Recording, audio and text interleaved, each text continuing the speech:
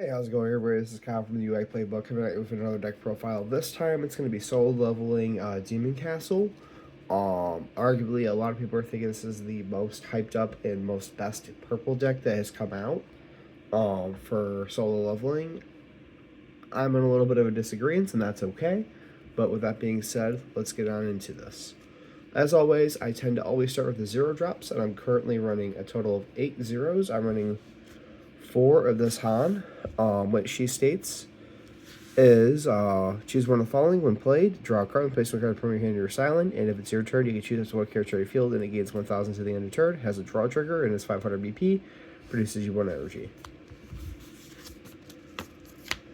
Then we're running 4 of the 0 drop Sung Jiwoo, 1,500 BP, 1 energy, 1 action, and has a trigger of get add to hand. Very cool. And it's a raid target, which you have a lot of raid targets on this deck, so yay. Coming up, I think this is the card that kind of makes the deck kind of turn in a way, because it's going to let you just keep on comboing and drawing and stuff like that. It's 4 of the Isol. Isol is a 1-drop. What it states is, when played, look at the top 4 cards of your deck, move up to 1 Sung Jin Woo, or Demon Castle card among them, add it to your hand, and place the remaining cards at the bottom of your deck in any order. If you added a card from your hand to your you may place one card. You place one card from your hand to your sideline if you added a card. It doesn't have a trigger. It is a 1-drop, and it does have a when this character is played from your sideline to your hand, added from your sideline to your hand by one of your abilities. Draw a card to place one card from your hand to your sideline, so you can loop her. It's a searcher.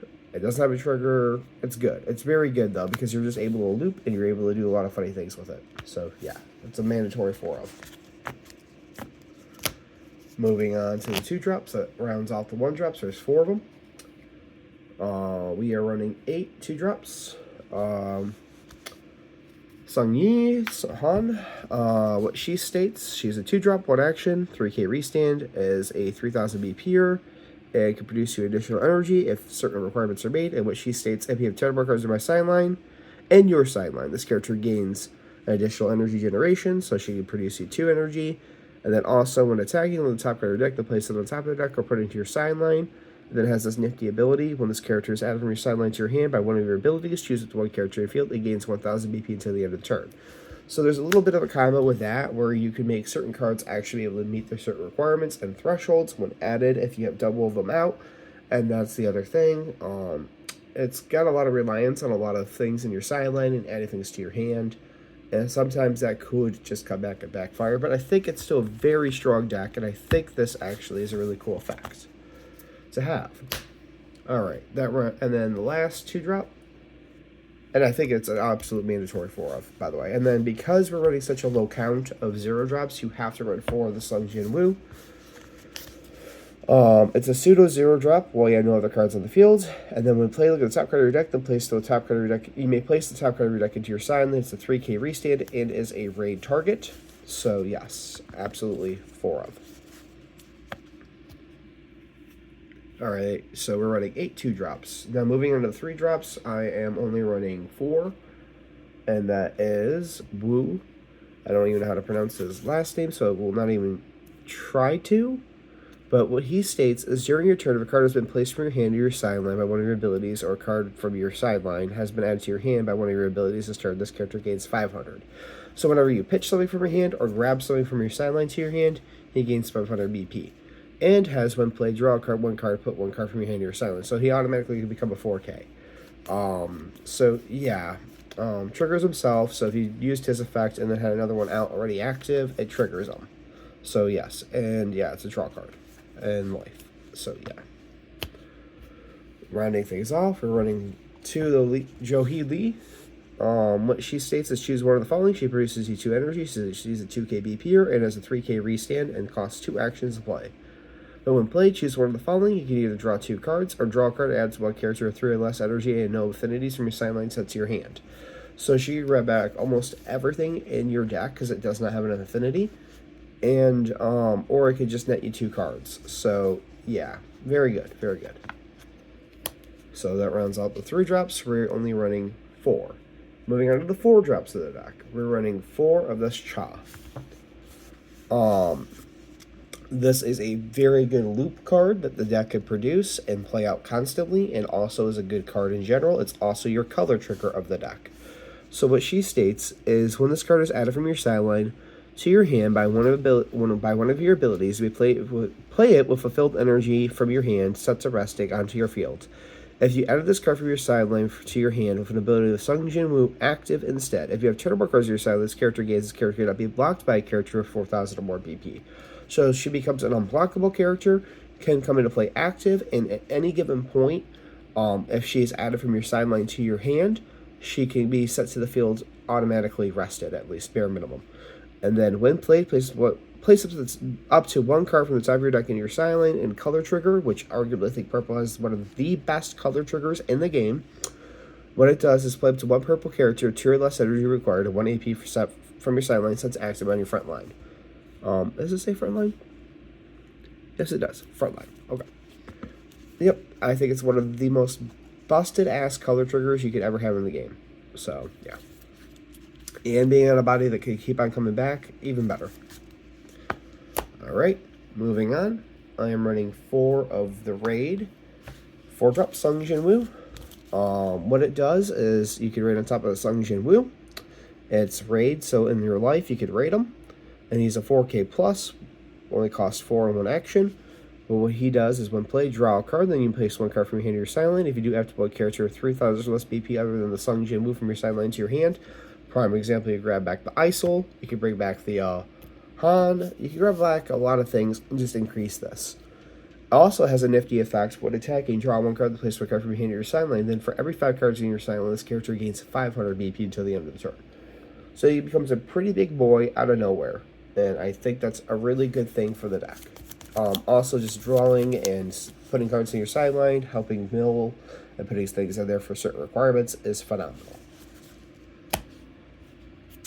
Moving on to the 5-drops. This is kind of like where the deck kind of makes itself really good, in combination with some other cards. So the 5-drop Sung Jin Woo, if you've watched the other videos that I've posted out, you should already know that it's just a very good generic Sung Jin Woo raid target.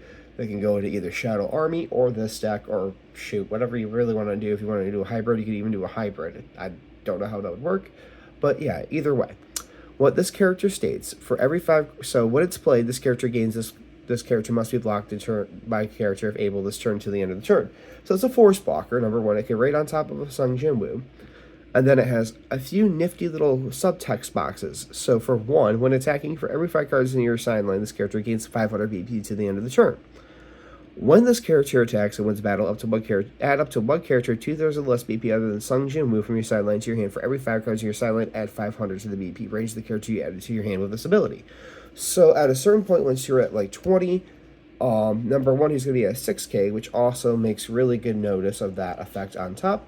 When this character is at 6K or more, this character gains Impact 1. But that also opens up the Pandora's box of being able to grab almost everything in the deck to your hand besides a Sung Jin Woo. For example, you have the Sha in there. You can get her and have her come out play to active immediately. You need to get a 1K buff. Let's just say you have 2 of these guys out. Just grab back the Han. Give it the other one plus 1,000, and then you can just go combo extend even further. Isol. You need to draw a card. I could just draw a card and mill a card again. So it's a very good, it's a recursion piece. It's a constant body threat, and it's actually a really good card. I think it goes phenomenal in here. And that's it for the units of the deck. Now moving on to the events/sites. Alright, starting things off with the only sites that I'm running, and that is for the Demon Castle. This card states, play the site set to active. Activate main, switch to resting. Place the top card of your deck into your sideline once per turn. So you can't use it more than once on one card, but if you have multiples of them out, you can. It's not a hard once per turn. Activate main, switch to resting. Place a card from your hand to your sideline. You can only activate its ability if you have 20 more cards in your sideline. Pay the AP cost and use one of your Elixir of Life with the energy fulfilled from your sideline. Place any card with this ability into the removal area instead of your sideline. So there's another card that's going to come up that you get to manipulate and use that can also recur things for you. And it's also producing a 2 energy immediately as a 3-drop.